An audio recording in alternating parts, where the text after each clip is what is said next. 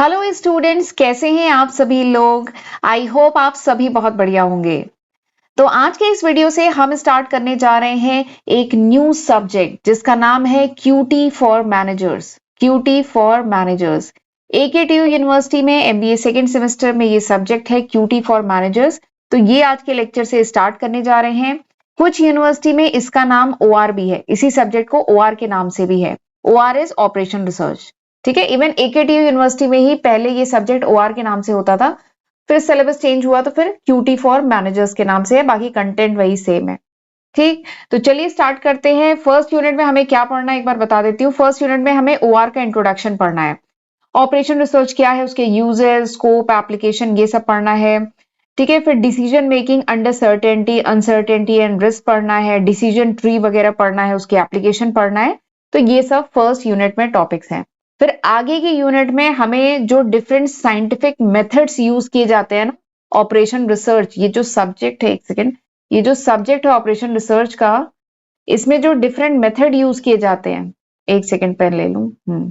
Operation research में जो different methods use किए जाते हैं ना साइंटिफिक मेथड, जैसे लीनियर प्रोग्रामिंग हुआ, ट्रांसपोर्टेशन प्रॉब्लम हुआ, असाइनमेंट मॉडल हुआ, सीक्वेंसिंग प्रॉब्लम हुआ, क्यूइंग थ्योरी हुई, ठीक है, एंड आपका प्रोजेक्ट मैनेजमेंट जिसमें आप पर सीपीएम पढ़ते हैं। तो ये सब जो साइंटिफिक मेथड्स हैं ये आपको आने वाले चैप्टर में पढ़ना है। Unit 1 is about introduction. OR का इंट्रोडक्शन है यूनिट 1। तो चलिए फिर लेक्चर स्टार्ट करते हैं। ठीक है, तो सबसे पहले तो बात आती है व्हाट इज ऑपरेशन रिसर्च। ये ऑपरेशन रिसर्च होता क्या है। तो ऑपरेशन रिसर्च बेसिकली क्या है, ये एक साइंटिफिक तरीका है, साइंटिफिक अप्रोच है टू डिसीजन मेकिंग। ऑर्गेनाइजेशन में बहुत टाइप के डिसीजन लेने पड़ते हैं, ठीक है, लेने होते हैं ऑर्गेनाइजेशन में बहुत टाइप के डिसीजन।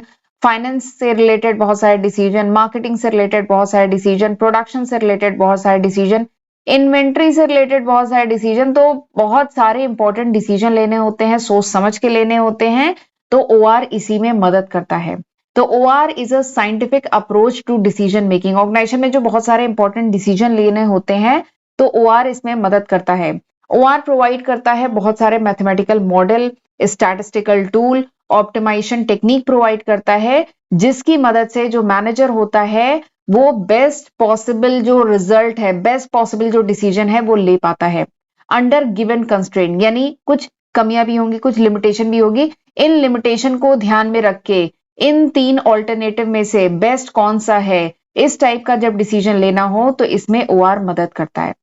ठीक है, देखिए रिसोर्सेज हमेशा लिमिटेड ही होते हैं। जो रिसोर्सेज है, चाहे वो मनी हो, चाहे आपका टाइम हो, ठीक है, या मटेरियल हो, जो भी रिसोर्सेज यूज हो रहे हैं ऑर्गेनाइजेशन में वो लिमिटेड ही होंगे। तो वही चीज यहाँ पे लिखी है कंस्ट्रेंट, यानी उन लिमिटेड रिसोर्सेज को ध्यान में रखते हुए project A, project B, project C में से कौन सा बेस्ट ऑर्गेनाइजेशन के लिए है, इस टाइप का जो डिसीजन लेना होता है इसमें ओआर मदद करता है। ठीक है, तो समझ में आया ओआर क्या है। OR is a scientific approach to decision making. OR एक साइंटिफिक तरीका है डिसीजन लेने का ऑर्गेनाइजेशन में, और ये डिसीजन हर फील्ड से रिलेटेड होते हैं। फाइनेंस, मार्केटिंग, एचआर, आपका इन्वेंट्री मैनेजमेंट, प्रोजेक्ट मैनेजमेंट, हर फील्ड से रिलेटेड जो डिसीजन होते हैं। कौन कौन सी फील्ड, खैर ये मैंने अभी कुछ बता दी है, और भी हैं वो अभी मैं आगे आपको बताऊंगी। तो डिसीजन लेने में ओआर मदद करता है। ओआर में बहुत सारे मैथमेटिकल टूल जो हमें आने वाले यूनिट में पढ़ने हैं प्रोवाइड करता है, जिससे आप बेस्ट पॉसिबल डिसीजन ले पाते हैं अंडर गिवन कंस्ट्रेंट। ठीक है, ओआर जो है मैनेजमेंट की फील्ड में, इंजीनियरिंग की फील्ड में, पब्लिक सिस्टम में, हर फील्ड में ओआर का एप्लीकेशन है, ओआर यूज में आता है। ठीक है, तो OR using scientific method, OR में साइंटिफिक मेथड को यूज किया जाता है to solve the business and operational problem. Business की एंड ऑपरेशन की जो बहुत सारी प्रॉब्लम्स होती हैं उनको सॉल्व करने के लिए साइंटिफिक मेथडों को सॉल्व करने के लिए साइंटिफिक मेथड यूज किया जाता है ओआर में। ठीक है, ओआर अप्लाइज, देखिए मैंने लिखा है यहाँ पे, OR applies advance analytical method.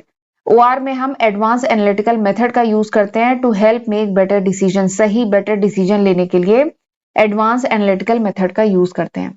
इसका गोल क्या है, जो ओआर है इसका गोल क्या है, क्या पर्पस है, क्यों पढ़ रहे हैं हम, क्यों पढ़ रहे हैं, ताकि हम बेस्ट पॉसिबल सॉल्यूशन, जो भी प्रॉब्लम है ऑर्गेनाइजेशन में, कोई भी डिसीजन लेना है या कोई भी प्रॉब्लम है तो उस प्रॉब्लम का बेस्ट सॉल्यूशन क्या होगा।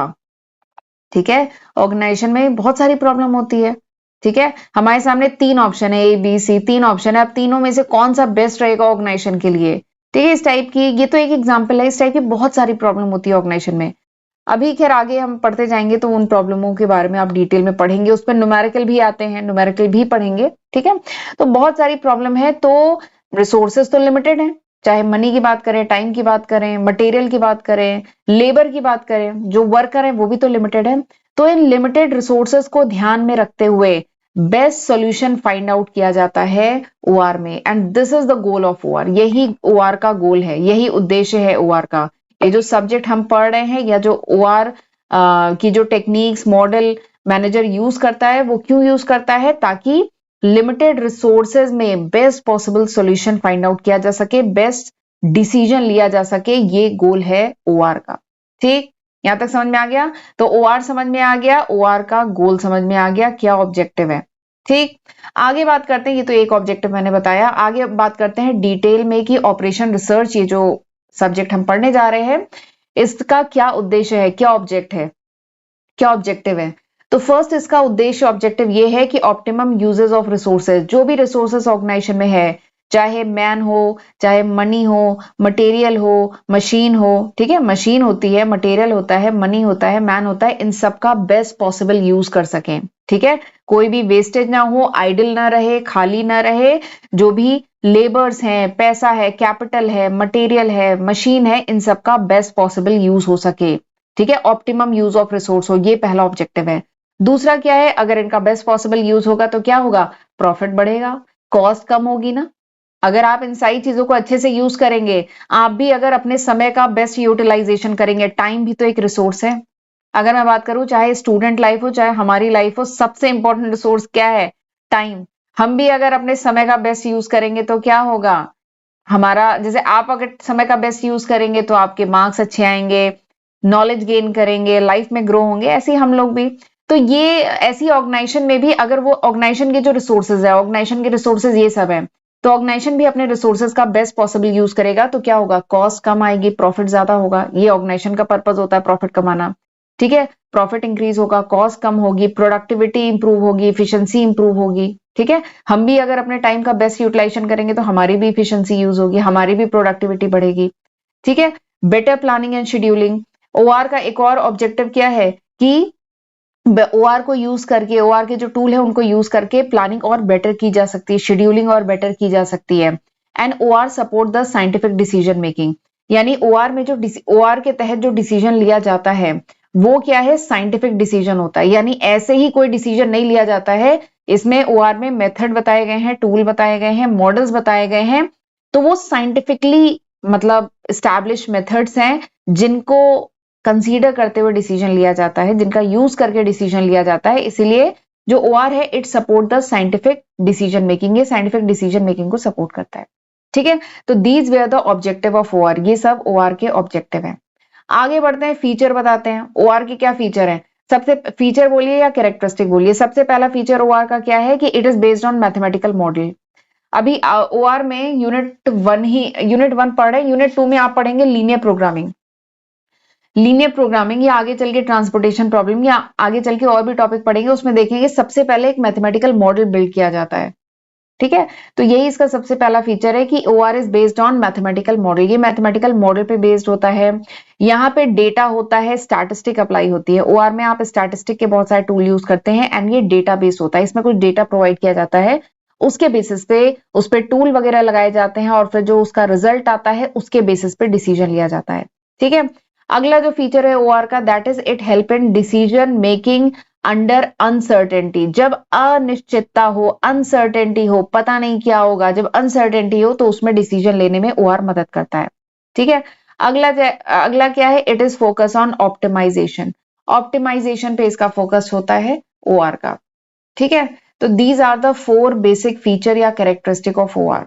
अब अगर बात करें टेक्निक्स या टूल या क्या साइंटिफिक मेथड यूज किए जाते हैं ओआर में, अगर हम इसकी बात करें तो ये सारे टूल्स हैं, ये सारी टेक्निक है, ये सारे साइंटिफिक मेथड है जो ओआर में यूज किए जाते हैं। ठीक है, कुछ और भी है, फिलहाल ये सब आपके सिलेबस में है।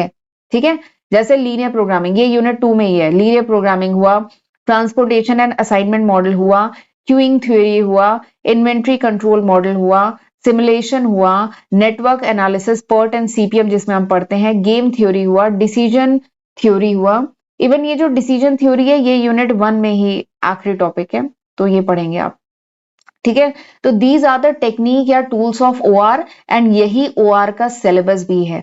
ठीक है, ये जो क्यूटी सब्जेक्ट कह लीजिए, क्यूटी सब्जेक्ट, ठीक है, क्वांटिटेटिव टेक्निक ये जो सब्जेक्ट है, या कह लीजिए जो ओआर ये जो सब्जेक्ट है, इसका सिलेबस भी यही है। ठीक है, यही सारे टॉपिक आपको इसमें पढ़ने हैं। एक दो टॉपिक नहीं होंगे आपके सिलेबस में, शायद ना हो, एक बार मुझे देखना पड़ेगा, बट मेजर यही सारे टॉपिक आपको पढ़ने हैं इस सब्जेक्ट में। ठीक, आगे बात करते हैं एप्लीकेशन ऑफ ओआर। ओआर कहाँ पे यूज होता है?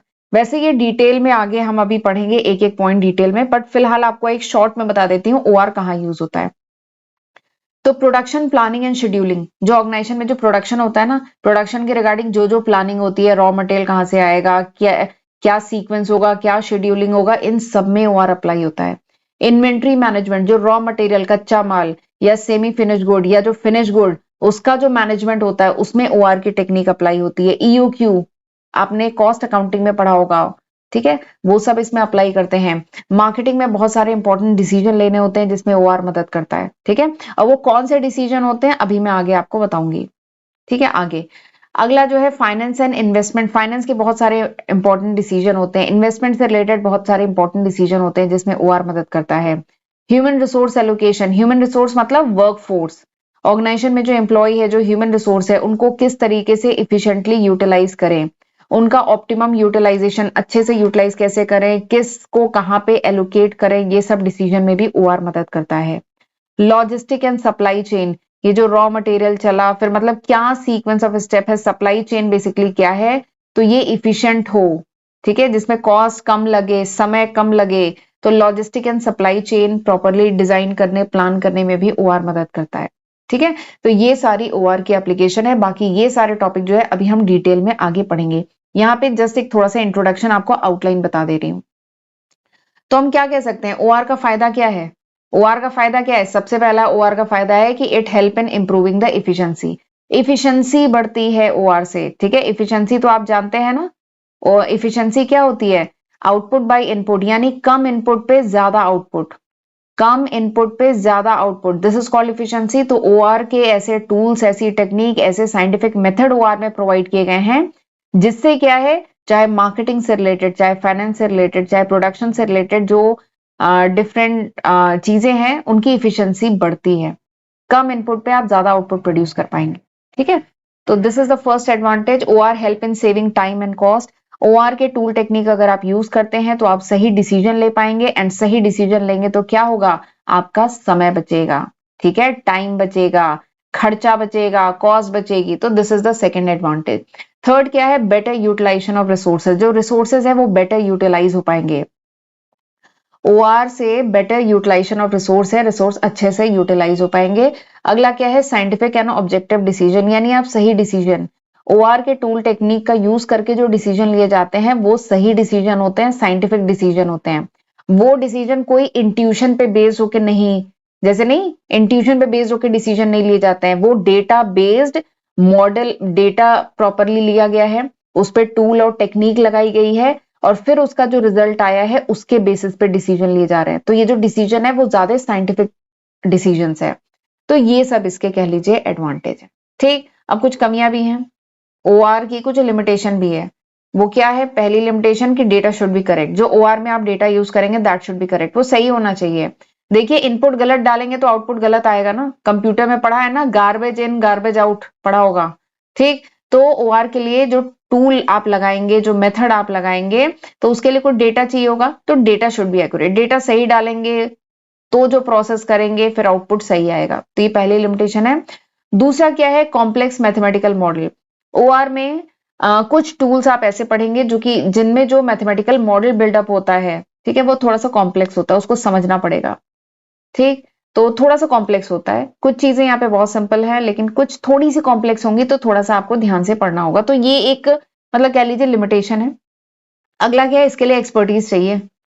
ओआर के डिफरेंट जो मॉडल्स हैं, ठीक है, उसको समझने, उसको अप्लाई करने के लिए एक्सपर्टीज चाहिए, समझदारी चाहिए। ठीक है, जिसको ओआर समझ में आता है वही इस टूल को लगा सकता है। ठीक, तो ये इसकी 3 सिंपल सी लिमिटेशन है। आगे बढ़ते हैं, अगला टॉपिक जो है दैट इज यूजेस। वैसे आपके सिलेबस में जो अगला टॉपिक दिया है that is uses, scope and application of OR. ठीक है, ये टॉपिक आपके सिलेबस में अगला दिया हुआ है। ठीक है, uses, scope and application of OR.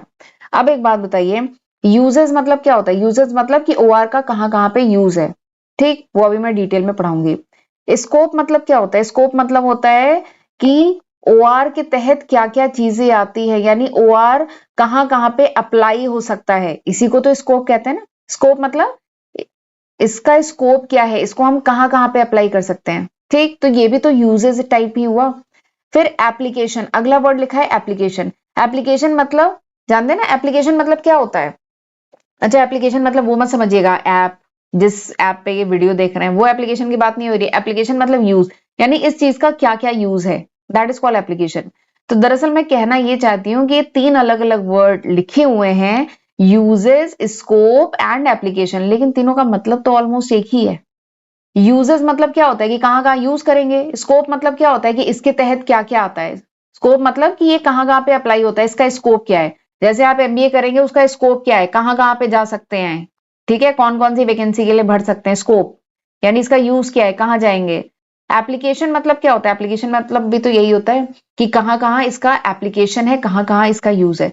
तो तीनों चीज दरअसल एक्चुअली सेम ही है, आपको तीनों में एक ही चीज लिखनी है, ऑलमोस्ट एक ही चीज लिखनी है। ठीक, तो बस मैं यही बताना चाह रही थी। तो चलिए अब आगे बढ़ते हैं, अब हम देखते हैं uses, major uses of OR. OR का मेन यूज कहाँ पे है? तो बहुत सारे इसके यूजेस हैं, बहुत यूजफुल है ये, मतलब ओआर जो है बहुत यूजफुल है। सबसे पहला जो इसका यूज है that is optimal decision making. सबसे पहला यूज ओआर का है कि ये ऑप्टिमल डिसीजन मेकिंग में हेल्पफुल होता है। ऑप्टिमल डिसीजन मेकिंग मतलब सही डिसीजन, बेस्ट डिसीजन। ठीक है, आपके पास सेवरल ऑप्शंस है, बहुत सारे ऑप्शन है, ऑप्शन ए बी सी, लेकिन इसमें से बेस्ट कौन सा है कैसे पता चलेगा? ठीक है, तो इसमें ओआर में टूल टेक्निक प्रोवाइड की गई है जिससे आप बेस्ट ऑल्टरनेटिव चूज कर पाएंगे अमंग सेवरल ऑप्शंस। बहुत सारे ऑप्शन है, उसमें से बेस्ट ऑल्टरनेटिव आप चूज कर पाएंगे। तो it help the manager to choose the best alternative choose कर पाएंगे। एंड ये इंश्योर करता है मैक्सिमम प्रॉफिट। ठीक है, ओआर जो है इंश्योर करता है कि मैक्सिमम प्रॉफिट हो, मिनिमम कॉस्ट हो, बेस्ट यूटिलाइजेशन ऑफ रिसोर्स हो। ठीक है, ओआर इंश्योर करता है कि बेस्ट पॉसिबल प्रॉफिट, बेस्ट मतलब मैक्सिमम प्रॉफिट हो, कम से कम खर्चा, और हमेशा कोशिश यही तो होती है, हमारा खर्चा कम से कम हो, प्रॉफिट ज्यादा हो, यही ऑर्गेनाइजेशन की कोशिश होती है। इसीलिए ऑर्गेनाइजेशन हर समय कॉस्ट कटिंग के लिए एम्प्लॉय को फायर करती है, कॉस्ट कटिंग के लिए रिसोर्सेज कम करती जाती है। ठीक है, तो कॉस्ट कम से कम हो, प्रॉफिट ज्यादा से ज्यादा हो, तो ओआर इसमें मदद करता है। एंड जो भी रिसोर्सेज हैं ऑर्गेनाइजेशन के पास, अब रिसोर्सेज चाहे मनी हो, कैपिटल हो, मैन हो यानी वर्कर हो, चाहे आपका मटेरियल हो, ठीक है, या फिर मशीनरी हो, जो भी रिसोर्सेज हैं उनका बेस्ट पॉसिबल यूज करें। ठीक है, कोई भी वेस्ट ना जाए, बेस्ट पॉसिबल यूज करें। तो वही है सबसे पहला, मतलब कह लीजिए जो यूज है ओआर का that is optimal decision making, सही डिसीजन, बेस्ट डिसीजन लेने में मदद करता है। ठीक, दूसरा जो ओआर का यूज है that is resource allocation. Resource allocation मतलब अभी बताया था, efficient use of limited resources. जो रिसोर्सेज होते हैं वो तो लिमिटेड ही होते हैं, वर्कर की बात करें, मशीन की बात करें, कैपिटल की बात करें, मटेरियल की बात करें, ये सब लिमिटेड है। तो इन लिमिटेड रिसोर्सेज को कैसे इफिशिएंटली यूटिलाइज करें ताकि ऑर्गेनाइजेशन के लिए फायदेमंद हो। ठीक है, तो उसमें मदद करता है। इसके लिए टेक्निक यूज करेंगे लीनियर प्रोग्रामिंग, यूनिट 2 में हमें डिटेल में पढ़ना है। तीसरा क्या इसका यूज है? Production planning and scheduling. Production planning मतलब क्या है कि प्रोडक्शन से रिलेटेड जितनी भी प्लानिंग करनी है, शेड्यूलिंग यानी किसके बाद क्या प्रोडक्शन होगा, क्या प्रोडक्शन का शेड्यूल होगा, ये सब प्लानिंग करने में भी ओआर मदद करता है।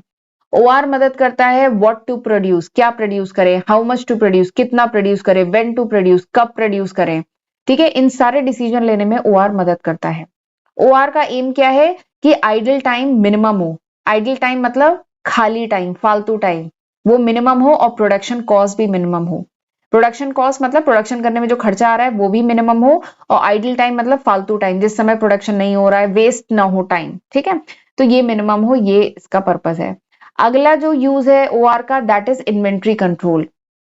इन्वेंट्री मतलब raw material, semi finish good that is called inventory, कच्चा माल। ठीक है, हाफ फिनिश गुड या जो सामान बन गया है, तो उन सबको कहते हैं इन्वेंट्री। ठीक है, तो इन्वेंट्री कंट्रोल से रिलेटेड जो एस्पेक्ट है उसमें भी ओआर मदद करता है।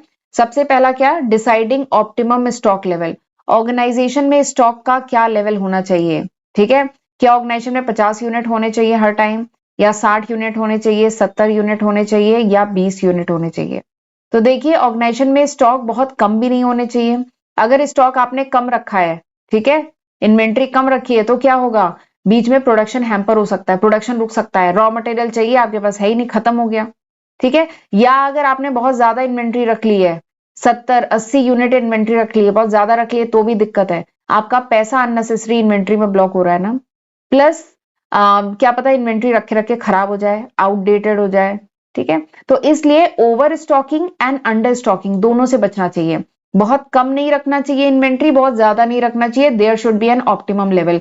एक सही लेवल ऑफ इन्वेंट्री घर में रखना चाहिए, ठीक है।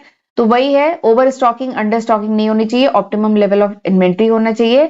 तो इसके लिए जो मॉडल यूज करते हैं, EOQ model, economic order quantity, ठीक है। इवन ये जो टॉपिक है ना, ये आप कॉस्ट अकाउंटिंग एक सब्जेक्ट है, आप इसी बार पढ़ रहे हैं, आप कॉस्ट अकाउंटिंग आपका सेकंड सेमेस्टर में ही पेपर है। कॉस्ट अकाउंटिंग में इन्वेंट्री मैनेजमेंट पढ़ेंगे, तो वहां पे ये सब पढ़ेंगे, EOQ, optimum level, minimum level, maximum level, reorder level, ये सब पढ़ा जाता है उसमें, ठीक है। तो वहां पे ये चीज पढ़ेंगे, तो उसमें भी ओआर का यूज आता है, ठीक। तो इन्वेंट्री कंट्रोल में भी ओआर का रोल है।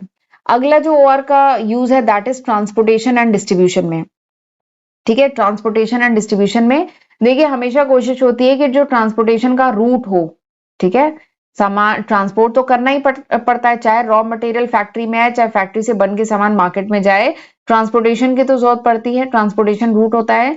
तो ओआर इस चीज में भी मदद करता है कि लीस्ट कॉस्ट, जो ट्रांसपोर्ट किया जा रहा है उसमें लीस्ट कॉस्ट हो, खर्चा कम से कम आए, ठीक है।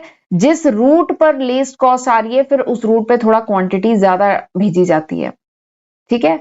तो और प्लस वेयर हाउस की क्या लोकेशन होनी चाहिए, लॉजिस्टिक के रिगार्डिंग जो प्लानिंग होनी चाहिए, तो इन सब में भी ओआर मदद करता है। इवन ट्रांसपोर्टेशन प्रॉब्लम एक टॉपिक है, आप पढ़ेंगे यूनिट थर्ड में। यूनिट थर्ड में पहला टॉपिक ही है ट्रांसपोर्टेशन प्रॉब्लम, वहां पे हम ये सारी चीजें डिटेल में पढ़ेंगे।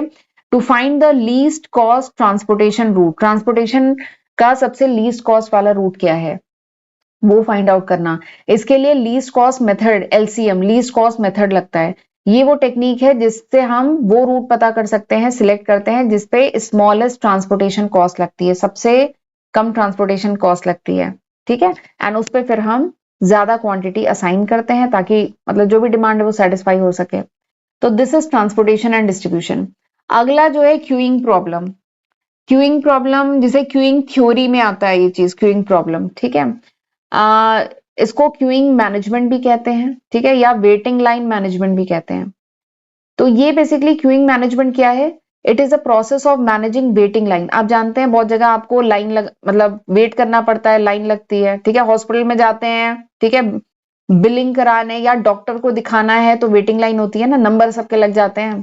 तो ये जो क्यूइंग या मतलब हॉस्पिटल, होटल या बैंक में आप कह लीजिए, होटल में तो नहीं, बैंक कह लीजिए, ठीक है। तो वहां पे क्या होता है, या कॉल सेंटर में क्या होता है, जो आप कॉल्स करते हैं क्या वो डायरेक्टली कनेक्ट हो जाते हैं, नहीं, उसमें भी कॉल की फिर लाइन लग जाती है। पहला कॉल डिस्कनेक्ट, मतलब जब पूरा हो जाएगा उसके बाद अगला कॉल लाइन पे आएगा, ठीक है। तो ये क्या होता है, तो ऐसी बहुत सारी जगह होती है जहां पे वेटिंग लाइन होती है, ठीक है। तो अब वहां पे जो कस्टमर है उसको कम से कम वेट करना पड़े, तो वो तभी होगा जब इस वेटिंग लाइन को इफिशिएंटली मैनेज किया जाएगा। या कोई मशीन है, उस पर काम, वर्क आ रहा है, जॉब आ रही है, ठीक है, तो उस इस जॉब को भी कम वेट करना पड़े। तो इन सारी चीजों को मैनेज करने के लिए ये मैनेजमेंट होता है, क्यूइंग मैनेजमेंट। तो क्यूइंग मैनेजमेंट एक प्रोसेस है of managing the waiting line, waiting line को मैनेज करने का प्रोसेस है, ताकि कस्टमर्स को, मशीन को या टास्क को, ठीक है, मिनिमम वेटिंग टाइम लगे और कॉस्ट लगे, यानी खर्चा भी कम आए और वेटिंग टाइम कम करना पड़े, ठीक। अगर आप पेशेंट हैं, वेट करना पड़ा, हॉस्पिटल में प्रॉब्लम होगी ना, तो इसीलिए ये सब टेक्निक यूज की जाती है, वेटिंग लाइन, ये क्यूइंग मैनेजमेंट, जिससे जो भी पेशेंट है या जो भी कस्टमर है उसको कम वेट करना पड़े। क्यूइंग मैनेजमेंट मतलब managing the waiting line effectively, ठीक। तो ये भी आप पढ़ेंगे, ये आप पढ़ेंगे किस यूनिट में, यूनिट 4 में पढ़ेंगे, क्यूइंग थ्योरी इसको कहते हैं, ठीक है। तो ये यूनिट 4 में आप डिटेल में पढ़ेंगे। चलिए आगे बढ़ते हैं। अब ये वाला जो टॉपिक है ना, प्रोजेक्ट प्लानिंग एंड कंट्रोल, ये आप पढ़ेंगे यूनिट 5 में प्रोजेक्ट मैनेजमेंट के तहत। ठीक है, पीपीसी कहते हैं प्रोजेक्ट प्लानिंग एंड कंट्रोल, मतलब the process of deciding project activity, scheduling and allocating resources. Project planning and control में ये वो प्रोसेस है जिसमें डिसाइड किया जाता है कि प्रोजेक्ट की एक्टिविटी क्या होगी, ठीक है, शेड्यूलिंग क्या है, कैसे रिसोर्स एलोकेट किया जाएगा, ये सब किया जाता है, और फिर उसकी प्रोग्रेस को मॉनिटर किया जाता है। ठीक, एंड इंश्योर किया जाता है कि प्रोजेक्ट क्या है, टाइमली कंप्लीट हो, बजट में कंप्लीट हो, ठीक है, जो भी स्टैंडर्ड चाहिए प्रोजेक्ट में वो मिले।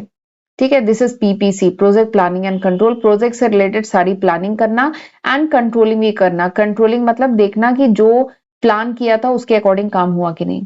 प्लानिंग मतलब क्या करेंगे, कैसे, how, what, how, when and by whom, यानी क्या करेंगे, कैसे करेंगे, कब करेंगे, कौन करेगा, कैसे काम होगा, प्लानिंग करना। कंट्रोलिंग मतलब चेक करना परफॉर्मेंस को। ठीक है, एंड इसके लिए कुछ टेक्निक्स हैं जैसे पर्ट एंड सीपीएम, ये बहुत इंपॉर्टेंट है, एग्जाम में क्वेश्चन आते ही हैं इनसे। यूनिट 5 में आप पढ़ेंगे पर्ट सीपीएम के बारे में। प्रोजेक्ट की शेड्यूलिंग करना, टाइम कॉस्ट ट्रेड ऑफ, ठीक है, क्रिटिकल एक्टिविटी आइडेंटिफाई करना, तो यहाँ पे इस ओआर का यूज आता है। अगला क्या है, मार्केटिंग डिसीजन, यानी मार्केटिंग में भी बहुत सारे ऐसे इंपॉर्टेंट डिसीजन होते हैं जहां पे ओआर एप्लीकेबल है, ओआर का यूज आता है। पहला क्या है, प्रोडक्ट मिक्स। प्रोडक्ट मिक्स मतलब जैसे सपोज करिए कंपनी, कोई कंपनी है, उसका 3 प्रोडक्ट है ए बी सी, ठीक है, तो बेसिकली क्या प्रोडक्ट मिक्स होना चाहिए। ठीक है, कभी कभार आपने नोटिस किया होगा कंपनी का कोई प्रोडक्ट मार्केट से आउट भी तो हो जाता है। अगर ये नॉन प्रॉफिटेबल हुआ, कंपनी को इससे प्रॉफिट नहीं हो रहा है, कॉस्ट ज्यादा आ रही है, इनकम नहीं कमा के दे रहा है, तो कंपनी इस प्रोडक्ट को ड्रॉप भी कर देती है। ठीक है, तो प्रोडक्ट मिक्स क्या होना चाहिए, ठीक है, कौन कौन से प्रोडक्ट होने चाहिए, इसके रिगार्डिंग जो डिसीजन मार्केटिंग में लिया जाता है वो उसमें भी ओआर मदद करता है। एडवर्टाइजिंग का बजट क्या होना चाहिए, सेल्स टेरिटरी प्लानिंग, यानी जो सेल्स की जो टेरिटरी है, जो बाउंड्री है, क्या जो पूरा एरिया है उसको कैसे आप डिवाइड करेंगे मार्केटिंग के पर्पज से, सेल्स के पर्पज से। ठीक है, ये सारे डिसीजन भी जो लिए जाते हैं इसमें भी ओआर हेल्प करता है। आगे जो है finance and investment decision. Finance and investment decision में भी ओआर का बहुत इंपॉर्टेंट रोल है। Portfolio selection. पोर्टफोलियो सिलेक्शन मतलब क्या होता है, देखिए पोर्टफोलियो मतलब होता है कलेक्शन ऑफ सिक्योरिटी। देखिए मेरे पास 100 रुपए हैं, मेरे पास एक ऑप्शन है कि 100 रुपए के 100 रुपए मैं किसी कंपनी ए के शेयर खरीद लूं, एक मेरे पास ऑप्शन ये है। दूसरा ऑप्शन मेरे पास ये है कि मेरे पास 100 रुपए है, मैं 100 रुपए को थोड़ा सा एफडी करा दूं, ठीक है, थोड़ा सा कंपनी ए के शेयर ले लूं, थोड़ा सा मैं गोल्ड में इन्वेस्टमेंट कर दूं, थोड़ा सा मैं म्यूचुअल फंड में इन्वेस्टमेंट कर दूं। ठीक है, तो ये फिर इसको कहा जाएगा दिस इज माई पोर्टफोलियो। तो ये मेरा 100 रुपए मैंने इसमें इन्वेस्ट कर दिया, दिस इज माई पोर्टफोलियो, ये मेरा पोर्टफोलियो है। तो portfolio is called collection of security. Portfolio को कहा जाता है, पोर्टफोलियो क्या होता है, it is a collection of security, ये सिक्योरिटीज का कलेक्शन होता है। ठीक, अपना पूरा पैसा मैं एक जगह ना लगा के मैंने कलेक्शन ऑफ सिक्योरिटी, थोड़ा पैसा इसमें, 25 रुपए इसमें, 25 इसमें, 25 इसमें, 25 इसमें, ठीक है, तो ये मेरा कहा जाएगा दिस इज माई पोर्टफोलियो, ये मेरा पोर्टफोलियो है। ठीक है, अब मेरा पोर्टफोलियो क्या होना चाहिए, ठीक, मैं उस जगह एफडी की जगह आरडी भी कर सकती थी, ठीक है, शेयर की जगह किसी डिबेंचर में इन्वेस्ट कर सकती थी, ठीक है, और भी मैं कुछ और भी कर सकती थी, किसी ईटीएफ में इन्वेस्ट कर सकती थी, डेरिवेटिव कर सकती थी। ठीक है, तो वही पोर्टफोलियो सिलेक्शन, पोर्टफोलियो में क्या होना चाहिए, कौन कौन सी सिक्योरिटीज होनी चाहिए, उसके रिगार्डिंग जो डिसीजन लिया जाता है इसमें ओआर मदद करता है। कैपिटल बजटिंग में मदद करता है। कैपिटल बजटिंग मतलब कंपनी के सामने 3 प्रोजेक्ट है, प्रोजेक्ट ए बी सी, अब कंपनी उस प्रोजेक्ट में इन्वेस्टमेंट करेगी जिससे कंपनी को मैक्सिमम प्रॉफिट हो रहा है, ठीक है, रिटर्न ज्यादा है, रिस्क कम है, तो उसके लिए कैपिटल बजटिंग की जाती है। ठीक है, तो उसमें ओआर मदद करता है। अगला क्या है, रिस्क एनालिसिस में ओआर मदद करता है, यानी क्या क्या अनसर्टेनिटीज, अनिश्चितता आ सकती है, जो अभी आई नहीं है बट आ सकती है, उसको पहचानना, उसको आइडेंटिफाई करना, इवेलुएट करना एंड मैनेज करना, इसमें ओआर मदद करता है। ठीक है, आपके बिजनेस को, आपके प्रोजेक्ट को, आपके इन्वेस्टमेंट को खतरा तो है, कुछ अनसर्टेनिटी आगे आ सकती है ना, तो उसको आइडेंटिफाई करना, इवेलुएट करना, मैनेज करना, दिस इज रिस्क एनालिसिस। ठीक है, रिस्क एनालिसिस मतलब study the possible problem before they happen, कोई भी प्रॉब्लम जो अभी हुई नहीं है लेकिन हो सकती है, उसके लिए पहले से उसको स्टडी करना, आइडेंटिफाई, इवेलुएट एंड मैनेज करना, इसको रिस्क मैनेजमेंट कहते हैं, रिस्क एनालिसिस रिस्क मैनेजमेंट कहते हैं, एंड इसमें भी ओआर मदद करता है। अगला जो इस यूज है ओआर का, that is public system and government. Government के बहुत सारे कह लीजिए टास्क हैं, उसमें ओआर मदद करता है, जैसे ट्रैफिक कंट्रोल वगैरह में ओआर का एप्लीकेशन है, डिफेंस प्लानिंग में ओआर हेल्पफुल होता है, हेल्थ केयर सिस्टम में ओआर हेल्पफुल होता है, डिजास्टर मैनेजमेंट, कोई अगर नेचुरल कैलेमिटी या कुछ डिजास्टर आ गया उसमें ओआर के बहुत सारे टूल वगैरह लगाए जाते हैं। तो ये सब कुछ ओआर के यूजेस है। ठीक, तो मैंने आपको 10 यूजेस डिटेल में बताए हैं। ठीक है, पब्लिक सिस्टम एंड गवर्नमेंट। अगला, फाइनेंस में इन्वेस्टमेंट डिसीजन में मदद करता है, मार्केटिंग में मदद करता है, PPC project planning and control, जिसमें हम पर्ट सीपीएम पढ़ेंगे एंड ये पर्ट सीपीएम आगे यूनिट 5 में डिटेल में पढ़ना है। ठीक है, क्यूइंग मैनेजमेंट जो है आपका यूनिट 4, ये इसमें पढ़ेंगे। Transportation and distribution unit 3, inventory control ये किसमें है, ये देखना पड़ेगा इन्वेंट्री कंट्रोल किसमें है। ठीक है, तो ये भी ओआर का एप्लीकेशन है। Production planning and scheduling, resource allocation and optimum decision making. ठीक है, तो ये मैंने आपको 10 यूजेस बता दिए हैं ओआर के। ठीक, ये नोट्स प्रोवाइड किए जाएंगे, तो आप इनको एक बार पढ़िएगा। आगे बढ़ते हैं, अब मैं आपको बताती हूँ scope and application of OR. वैसे वही मैंने कहा ना, चाहे यूज बोलिए, चाहे स्कोप बोलिए, चाहे एप्लीकेशन बोलिए, क्या ये वर्ड अलग अलग हैं? स्कोप मतलब कहाँ कहाँ यूज हो रहा है, स्कोप मतलब कि ओआर कहाँ कहाँ एप्लीकेबल है। देखिए लिखा है, स्कोप ऑफ ओआर क्या होता है, वो एरिया, वो डिसीजन प्रॉब्लम जहां पे ओआर के टेक्निक अप्लाई कर सकते हैं, उसी को तो स्कोप कहते हैं, और यही तो इसका यूज है और यही तो इसका एप्लीकेशन है। ठीक, तो ये सारी चीजें अलग अलग नहीं है। तो जो अभी मैंने आपको 10 पॉइंट्स बताए हैं ना, वही आपको लिखने हैं इसके एप्लीकेशन में, इसके स्कोप में। ठीक है, बस थोड़ा सा मतलब स्कोप में आप ऐसे भी लिख सकते हैं, जैसे अभी मैं आपको बताती हूँ, मैंने थोड़ा सा बुक में ऐसे भी लिखा है कि जैसे स्कोप ऑफ ओआर की अगर बात हो रही है, यानी कौन कौन से एरिया है जहां पे ओआर यूज होता है, तो स्ट्रेटेजिक डिसीजन मेकिंग, जैसे लॉन्ग टर्म जो decision, long term planning, long term policy formulation, उसमें ओआर यूज होता है। जैसे अगर प्लांट की कैपेसिटी एक्सपेंड करनी है, प्लांट का लोकेशन डिसाइड करना है, डाइवर्सिफाई डिसीजन, डाइवर्सिफिकेशन डिसीजन लेना है। डाइवर्सिफिकेशन मतलब समझ रहे हैं ना, अभी कंपनी का केवल प्रोडक्ट ए मार्केट में है, बट कंपनी प्रोडक्ट बी भी लॉन्च करना चाह रही है, प्रोडक्ट सी भी लॉन्च करना चाह रही है, तो कंपनी क्या है, डाइवर्सिफाई करना चाह रही है। तो इस टाइप के जो बड़े decision, strategic decision, long term decision है, उसमें ओआर हेल्प करता है। तो ये इसका पहला स्कोप। दूसरा scope tactical decision making. Tactical decision मतलब मीडियम टर्म प्लानिंग। ठीक है, बहुत लॉन्ग टर्म नहीं, मीडियम टर्म, यानी प्रोडक्शन के रिगार्डिंग प्लानिंग करना, इन्वेंट्री की पॉलिसी डिसाइड करना, मैन पावर प्लानिंग करना, ये सब टेक्टिकल। तीसरा क्या है, ऑपरेशनल। तीसरा क्या है, ऑपरेशनल, यानी डे टू डे जो ऑपरेशन हो रहे हैं ऑर्गेनाइजेशन में, उसके रिगार्डिंग डिसीजन लेना, उसमें ओआर मदद करता है। जैसे शेड्यूलिंग हुई, रूटिंग हुई, क्यूइंग हुई, मेंटेनेंस डिसीजन। ठीक, तो इस टाइप से भी आप डिवाइड कर सकते हैं कि ओआर केवल शॉर्ट टर्म, देखिए डिसीजन भी 3 टाइप के होते हैं, एक long term decision, short term decision और डेली के डिसीजन। तो ओआर जो है ना, तीनों टाइप के डिसीजन में मदद करता है। तो इस तरीके से भी आप डिफाइन कर सकते हैं कि ओआर का स्कोप क्या है, स्ट्रेटेजिक डिसीजन यानी लॉन्ग टर्म डिसीजन लेने में, टैक्टिकल यानी मीडियम टर्म डिसीजन लेने में, ऑपरेशनल यानी डे टू डे के ऑपरेशन के डिसीजन लेने में। तो इनमें भी ओआर मदद करता है। प्लस रिसोर्स ऑप्टिमाइजेशन, यानी रिसोर्स बढ़िया से यूज हो, वेस्टेज ना हो, इन सब में होता है। रिस्क एंड अनसर्टेनिटी तो होती ही है बिजनेस में, उसको हैंडल करने में ओआर मदद करता है। ठीक है, तो ये कुछ 5 स्कोप ऐसे करके लिखे हैं। बाकी ये और 15 नंबर का क्वेश्चन आया तो वो सारी चीजें जो अभी मैंने बताया ना यूजेस, वैसे लिखेंगे आप। आगे बात करते हैं एप्लीकेशन, वही चीजें हम हैं, दोबारा एक बार रिवाइज कर लेते हैं। एप्लीकेशन यानी ओआर का एप्लीकेशन क्या है, कहाँ कहाँ यूज होता है, इन मैनेजरियल डिसीजन मेकिंग। ठीक है, ऑर्गेनाइजेशन में जो मैनेजरियल डिसीजन मेकिंग है, जो मैनेजमेंट जो डिसीजन लेता है, उसमें ओआर का क्या क्या एप्लीकेशन है, कहाँ कहाँ पे यूज होता है ओआर।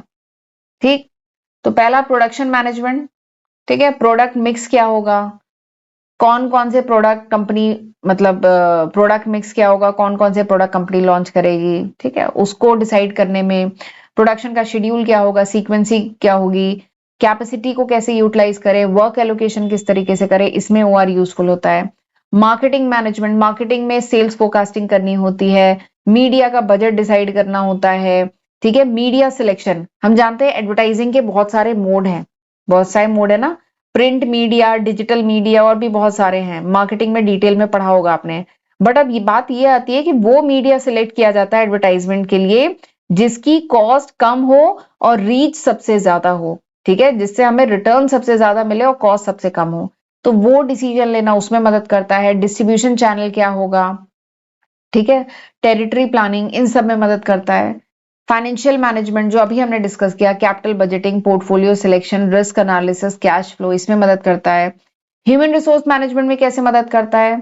मैन पावर प्लानिंग, यानी कितने लोग, कितने वर्कर हायर किए जाएंगे, कितने की जरूरत है, जॉब असाइनमेंट, उनको क्या जॉब दी जाएगी, कैसे शिफ्ट में वर्कर्स काम करेंगे, शिफ्ट की शेड्यूलिंग करना, वेजेस एंड इंसेंटिव प्लानिंग करना, इन सब में ओआर मदद करता है।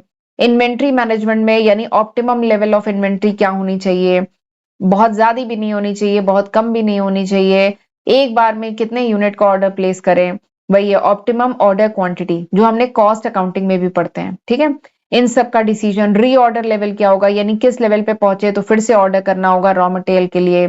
सेफ्टी स्टॉक डिसीजन, जो इन्वेंट्री की carrying cost and ordering cost है वो मिनिमम हो, इसके रिगार्डिंग डिसीजन लेना। ठीक है, इसके साथ ही लॉजिस्टिक एंड ट्रांसपोर्टेशन, यानी जब गुड्स को ट्रांसपोर्ट किया जाए, रॉ मटेरियल को ट्रांसपोर्ट किया जाए तो क्या हो, खर्चा कम से कम आए। लीस्ट कॉस्ट ट्रांसपोर्टेशन रूट, यानी वो रूट फॉलो किया जाए जिसपे लीस्ट कॉस्ट आए, सबसे कम खर्चा आए। वेयर हाउस की लोकेशन से रिलेटेड डिसीजन, तो ये सब ओआर के तहत आता है। Supply chain optimisation, supply chain मतलब क्या होता है, मतलब जो flow of goods, information and resource, जो रिसोर्स हुए, गुड्स हुए, इंफॉर्मेशन, ये जो फ्लो करती हैं, इनका जो मतलब फ्लो करती हैं वो, और कह लीजिए इंप्रूव होना चाहिए, कम से कम मिनिमम कॉस्ट आनी चाहिए, डिलीवरी फास्ट होनी चाहिए, एफिशिएंसी फास्ट होनी चाहिए। इसको कहते हैं ट्रांसपोर्टेशन एंड, मतलब इसको कहते हैं ओआर का एप्लीकेशन किसमें, ट्रांसपोर्टेशन एंड लॉजिस्टिक में। इसको कहा जाता है supply chain optimisation. Supply chain, ठीक है, ऑप्टिमाइज होनी चाहिए, मतलब मिनिमम खर्चा आना चाहिए, डिलीवरी फास्ट होनी चाहिए। ठीक, अगला क्या है, प्रोजेक्ट मैनेजमेंट। अगला क्या है, प्रोजेक्ट मैनेजमेंट। प्रोजेक्ट मैनेजमेंट में भी इसका इंपॉर्टेंट रोल है, बताया था ना, पर्ट सीपीएम, तो वो हम लोग पढ़ेंगे यूनिट 5 में। तो प्रोजेक्ट की शेड्यूलिंग वगैरह, network technique, time cost trade off, तो इन सब में भी ओआर हेल्पफुल होता है। सर्विस ऑर्गेनाइजेशन, वो क्यूइंग थ्योरी जो आप पढ़ेंगे यूनिट, किस में पढ़ेंगे, यूनिट 4 में। क्यूइंग थ्योरी मतलब वेटिंग टाइम कम से कम हो, वेटिंग लाइन को मैनेज करना, ये हम पढ़ते हैं, तो इसमें भी ओआर हेल्पफुल होता है। ठीक है, इससे क्या होता है, कस्टमर सर्विस का लेवल इंप्रूव होता है। आपको अच्छा लगेगा ना कि अगर आप कहीं जाएं और आपका वेटिंग टाइम कम हो, बहुत वेट ना करना पड़े। ठीक है, तो इन सबको मैनेज करना, ये भी ओआर के तहत आता है। फिर बहुत सारी public system and government system में भी ओआर का यूज होता है, जैसे ट्रैफिक मैनेजमेंट में, हेल्थ केयर रिसोर्स एलोकेशन में, defence and disaster management planning में।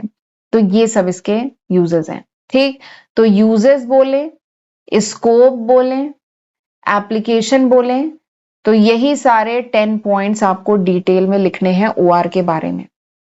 ठीक है, तो आई होप मैंने आपको ओआर के बारे में काफी कुछ बता दिया। तो आज हमने क्या पढ़ा, ओआर क्या होता है, उसका कह लीजिए फीचर्स पढ़े, ओआर में कौन से टेक्निक वगैरह यूज होती है वो पढ़े, उसके एडवांटेज पढ़े, कमियां भी पढ़ी, ठीक है, उसके यूजेस पढ़े, स्कोप पढ़े, एप्लीकेशन पढ़े, तीनों एक ही चीज होती है। तो ये सारे टॉपिक हमने आज के लेक्चर में पढ़े हैं। तो चलिए फिर आज का लेक्चर मैं वाइंड अप करती हूँ। आई होप आपको अच्छे से समझ में आया होगा।